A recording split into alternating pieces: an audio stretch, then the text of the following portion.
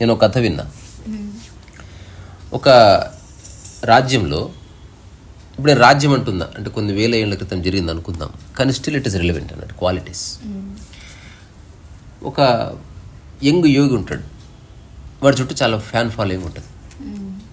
ఈ విషయం రాజుకు కూడా తెలుసు. వాడు వచ్చాడు మన రాజ్యానికి, వాడికి ఆశ్రమం దుకాణం ఏమీ లేదు, వాడు చెట్టు కింద ఉంటున్నాడు, వాడు ఏదో పిట్ట కథలు చెప్తున్నాడు జనాలకి. సంహావ్ వాడికి ఒక ఫ్యాన్ ఫాలోయింగ్ వచ్చింది. రాజుకి ఎవరు ఇన్ఫర్మేషన్ ఇచ్చారు కూడా, వాడు ఉంచాలా రాజ్యంలో తీసేయాలని. వాడి వల్ల ఏం ప్రాబ్లం లేదు, ఉండని లైనదో. చాలామంది వచ్చి రాజు దగ్గరకు వచ్చి చెప్పడం, అతని సలహా ఇచ్చాడు, వర్కౌట్ అయిందండి, చాలా క్లుప్తంగా భలే చెప్తున్నాడండి, ఏదో శక్తి ఉందండి అతనిలో, ఇట్లా ఏదో చెప్తున్నాడు. రాజు కొంచెం కాలడం మొదలుపెట్టింది. ఈయన నా దగ్గరకు వస్తే వచ్చారు కానీ వాడి గురించి ఎందుకు మోస్తుందని మీరు ఆబ్వియస్గా జెలసీ కలుగుతుంది కదా. ఎవరో చెప్పారు అతను మహాయోగి అండి, రాత్రిపూట నిద్రించాడు అతను. అప్పుడు రాజు అంటాడు, చెవులో పూలు ఏమైనా పెట్టుకున్నాను నేను, అరే వింటుందా కదా అని ఏది పడితే చెప్తున్నారు అన్న తర్వాత రాజుకు నిద్ర పట్టదు. ఒకసారి చెక్ చేద్దామని చెప్పి మారువేషంలో చిన్న కూలీలాగా వేషం వేసుకొని గుర్రం మీద వచ్చి గుర్రం అక్కడెక్కడో ఆపుకొని ఈ చెట్టు దగ్గరకు వస్తాడు. వస్తే ఇట్లా పడుకొని ఉంటాడు. మామూలు నిద్రపోతే ఇట్లా అడ్డంపడి ఉండాలి కదా. రాజు చూస్తూ ఉంటాడు. అప్పుడు అతను అంటాడు, కనిపిస్తున్నావు, నేరుగానే చూడొచ్చు అంటాడు. అనగానే చల్లని గుండె జల్లని గుర్రం వేసుకుని వెళ్ళిపోతాడు. అంతే, అమ్మ నా కొడుకు చూసేసాడు. రాజుకి ఇంకా క్యూరియాసిటీ అనిపిస్తుంది, యాక్చువల్గా ముచ్చట అనిపిస్తుంది. మళ్ళీ వస్తాడు, మళ్ళీ వచ్చి మళ్ళీ దాక్కొని చూస్తే ఇంత శబ్దం ఏమో అయిందేమో, గుర్రం శబ్దం. ఈసారి నడుచుకుంటూ వస్తాడు, వెనుక కూర్చొని చూస్తాడు. కనిపిస్తున్నావు అంటాడు. చూస్తున్నాలే అంటాడు. అనగానే మహారాజు అని చెప్పుకోడు కానీ అదే చూద్దామని వచ్చాను, మీరు రాత్రిపూట పడుకోరట, మూర్ఖులే పడుకుంటారు రాత్రిపూట. సో నేను మెలుకొని ఉంటాను, నిద్రలో ఉంటుంది నా శరీరం, బట్ నా మనసు చేతనంగా ఉంటుంది.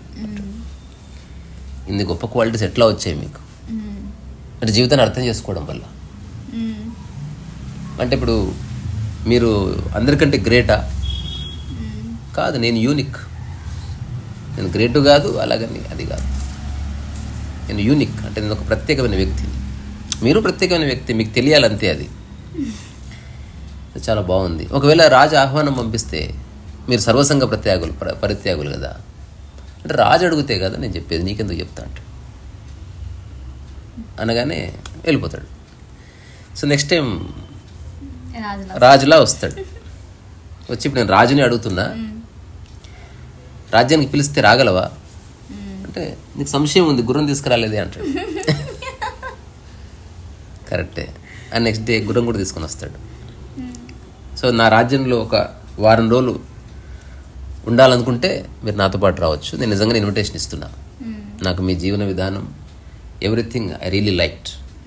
అంటే ఏ ఈగో లేదు, నేను తీసుకెళ్ళి ఏమి చేయను, నన్ను ఎవడు ఏమి చేయలేడు, అది క్లియర్. అంటే నువ్వు చేయాలనుకున్నంత మాత్రం నేను అయిపోను. మరి గుర్రం తెమ్మన్నారు కానీ గుర్రపు స్వారీ అది చాలా కష్టము, మేము ఎంతో సాధన చేస్తే మేము రాజులం కదా అనే లోపు వాడు గుర్రం ఎక్కేసి వచ్చేసిండు నాకు తెలుసు ఎక్కడ ఉందో రాజ్యం అంటాడు. ఇప్పుడు మహారాజు వాడు వెనుక గుర్రంతో మీద వెళ్తుంటాడు. ఇది ఎలా ఉందంటే అతనే రాజుని తీసుకెళ్తున్నట్టు ఉంది చూడడానికి. వెళ్ళిన తర్వాత రాజు మళ్ళీ అడుగుతాడు, మీరు చెప్పులు వేసుకోరు, ఏకవస్త్రధారులు, మరి మా ఇంట్లో ఉన్నవన్నీ మంచి మంచి మందిరాలే, మళ్ళీ మీకోసం పర్ణశాలను ఏమన్నా కట్టించాలా, లేకపోతే బెడ్ మీద పడుకుంటారా? అసలు నీకు ఇన్ని సంశయాలు ఉంది, నువ్వు రాజెట్లయినావు, అసలు నీకు ఇవ్వాల్సింది ఇవ్వు, నేను చూసుకుంటా కదా మిగతాది అంత. సరే ఇది నీ మందిరం, ఏది నాకు అంటుకోదని చెప్పింది, ఏది నాకు అంటుకోదు పాయింట్ కథం. అయితే దాని మందిరానికి ముందే ఫిక్స్ చేసి ఉంటాడు అనమాట. దానికి ఒక చిన్న హోల్ ఉంటుంది అక్కడంటే, ఆరు బయట కాబట్టి వీడు ఏమీ లేవు కాబట్టి ఇట్లా నటిస్తున్నాడు. ఇప్పుడు అన్నీ ఉన్నాయి ఇక్కడ, వైన్ ఉంది, మంచి ఫుడ్ ఉంది, సర్వసుఖాలు ఉన్నాయి, బాత్ టబ్ ఉంది, అమ్మాయిలు ఉన్నారు, చూద్దాం ఏం చేస్తాడు వీడు. ఆ తర్వాత మహారాజు అనుకుంటాడు, వీడి స్వభావానికైతే నేల మీద చాప పడుచుకొని పండుకుంటాడు అంతే అనుకుంటాడు. కానీ బొక్కలకి వెళ్ళి చూస్తే ఆశ్చర్యపోతాడు. అద్భుతంగా హాయిగా బెడ్ మీద పడుకొని గురకలు కూడా నిద్రపోతాడు. ఈ నా కొడుకు చెట్టు కిందనేమో రాత్రి కూడా పడుకోవడం మోసం గీసం అని కథలు చెప్పి ఎట్లా పడుకున్నాడు చూడండి మహారాజుకి. అది వీడికి అవకాశం లేక వీడు ఇట్లుంటే అంతే. అవకాశం ఉంటే నాలాగా ఉంటాడు రాజులాగా. నెక్స్ట్ టైం రాత్రి నిద్ర పట్టిందంటే నిద్ర పట్టడం కాదు, బొక్కలకి వెళ్ళి ఎందుకు చూస్తున్నావు అంటాడు.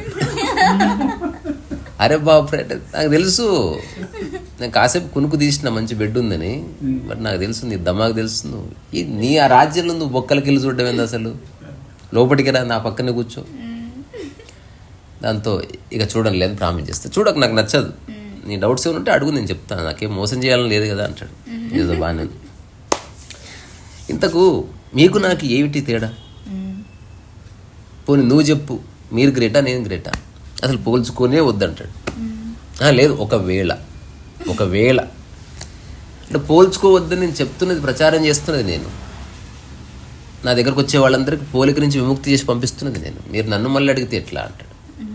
ఒకవేళ హైపోథెటికల్లీ మీరున్నారు, నేనున్నాను, నాలాగే మీరు బెడ్ మీద పడుకున్నారు, నేను బెడ్ మీద పడుకున్నాను, సేమ్ బెడ్. మీరు రాజు డ్రెస్ వేసుకుంటారా నాలాగా? ఇగో నీకు ముందే చెప్పిన, తీసుకొచ్చి అడుగు. ఆ గుర్రం విషయంలో అలాగే చేసావు, నీకు డౌట్ ఎందుకు ఉంది? నువ్వు తీసుకురాపో, అప్పుడు నేను నిర్ణయించుకుంటే వేసుకోవాలా వద్దా. నువ్వేం తీసుకురాకుండా ఎట్లా? తీసుకుని వచ్చాను, ఒక సెకండ్ నుండి వేసుకొని వస్తాను. వేసుకొచ్చాడు, ఎలా ఉంది, సూపర్ ఉందా అన్నాడు. అరే నాకంటే బాగున్నావా నువ్వు, ఇప్పుడు నీకు నాకేమిటి తేడా? మరి కిరీటం అంటాడు. మహారాజు తన కిరీటం తీసి నెత్తిన పెట్టాడు. ఇది ఊర్లో ప్రజలకు తెలిస్తే నీ ఇజ్జత్ పోతుంది. కిరీటం అట్లా పెట్టావు అనుకో, నేనే కింగ్ ఇన్ అఫీషియల్, తెలుసా నీకు? ఇప్పుడు నేను ఎవరక్కడ అని పిలిస్తే నువ్వు జైల్లో వేయించినాను. నాకు తెలుసు కానీ నువ్వు మోసగాడివి కాదు కాబట్టి నేను ట్రస్ట్ చేస్తున్నా. కాదు, ఇప్పుడు చెప్పండి ఒకసారి నా కోసం, మీరు గ్రేటా నేను గ్రేట్? ఎందుకంటే నేనేం అనుభవిస్తుందో మీరు అవన్నీ అనుభవిస్తున్నారు. జస్ట్ నిద్ర ఒక్కటి రాత్రిపూట నేను పోతున్నా, మీరు కొంచెం మెలకులో ఉన్నట్టుగా అనిపిస్తుంది. Otherwise there is no change I found. అప్పుడు అతను అంటాడు, ఫీల్ అవ్వద్దు. మరి ఏం ఫీల్ అవ్వను, నేనే గ్రేట్ అంటాడు.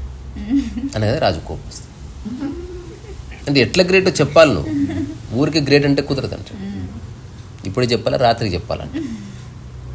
ఇప్పుడే చెప్పాలి, ఇప్పుడు చెప్పడం కుదరదు. ఎందుకంటే ప్రశ్న అడిగేవాడు అడగడం వరకే వాడు డ్యూటీ, జవాబు కోసం వెయిట్ చేయాలంతే. ఇక్కడ వచ్చాను కదా, వారం రోజులు అన్నావు, అప్పుడే తరిమేస్తావేంది? Let me enjoy this luxury.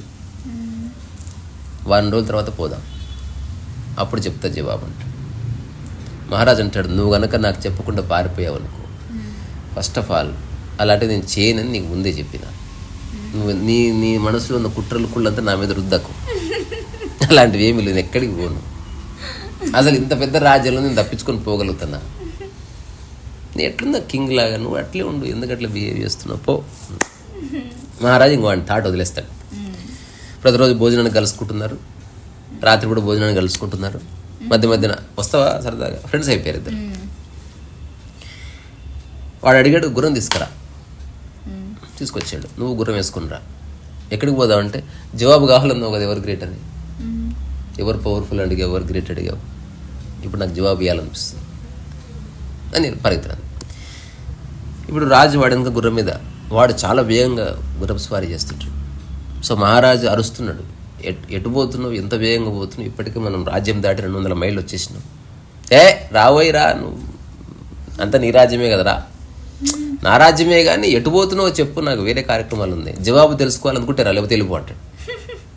కానీ నాకు జవాబు తెలుసుకోవాలండి, because being a king I want to know who is powerful. ఒక దగ్గరికి రాగానే మహారాజు అంటాడు, ఆగిపో ఆగిపో ఆగిపో ఆగిపో. ఆ తర్వాత మహారాజు ఆ ఒక గీత దగ్గర వచ్చి, అది బార్డర్ అన్నట్టు రాజ్యాన్ని. సో ఇతను ఆ బార్డర్ దాటి 1-2 అడుగులు వేసి గుర్రం మలుపుకొని నిలబడతాడు. రా అంటాడు. అప్పుడు ఈ రాజు అంటాడు, నేను రాలేను. ఎందుకు రాలేవు అంటే, నా రాజ్యం బౌండరీ, ఆ రాజ్యం బౌండరీ నేను దాటిననుకో యుద్ధం అయిపోతుంది. అది అఫీషియల్గా ఒక ట్రీటీ ఉంటుంది. నేను రావాలన్నా అతను రావాలన్నా ఒక పర్మిషన్ తీసుకొని రాజమార్గం కూడా రావాలి, ఇట్లా రావడానికి కుదరదు.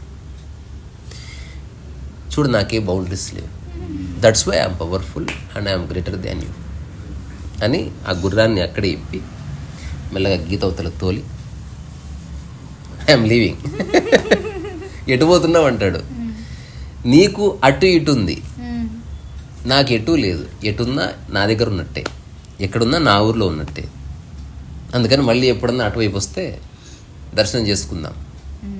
సో నీ లిమిటేషన్స్ నువ్వు బాగా చూసుకో, అంతే తప్ప వేరే వాళ్ళతో పోల్చుకో. కొన్ని విషయాలు నువ్వు చాలా గ్రేటు, కొన్ని విషయాలు నేను చాలా గ్రేటు. అది గుర్తిద్దాం కదా. నాలా నువ్వు ఉండకు, నీలా నేను ఉండకు. సో ఈ కథ నేను చదివినప్పుడు నాకు చాలా ఆ చిన్న పాయింట్ నచ్చింది. బౌండరీలు ఉన్నవాడు, బౌండరీ లేనివాడు. ఇది నేను 2009 తర్వాత ఈ టాపిక్ తీసుకొస్తుంటే చుట్టుపక్కల ఫ్రెండ్స్ తోటి, నువ్వు ఏదైనా ఇల్లు కట్టుకో అంటే, ఇల్లు కట్టుకుంటే ఆ ఇంట్లోనే పడుకోవాలి. ఇల్లు లేదనుకో ఏడన్నా పడుకోవచ్చు. ఇది నేను చెప్తుంటే అందరు తిట్టేటోళ్ళు, అది వేరే సంగతి. ఇప్పటికి కూడా I'm stick to that formula. మనదంటూ ఏది లేకపోతే ఎక్కడ ఉండొచ్చు. రెంట్ హౌస్ అయితే మనదంటూ ఒకటి ఉందనుకో, అది ఖరీదైందనుకో, అక్కడే ఉండాలి. మనం దానికి వాచ్మెన్గా బతుకుతాను లైఫ్ అంతా. సో ఇది కథ. మళ్ళీ ఒక మంచి కథతో కలుద్దాం.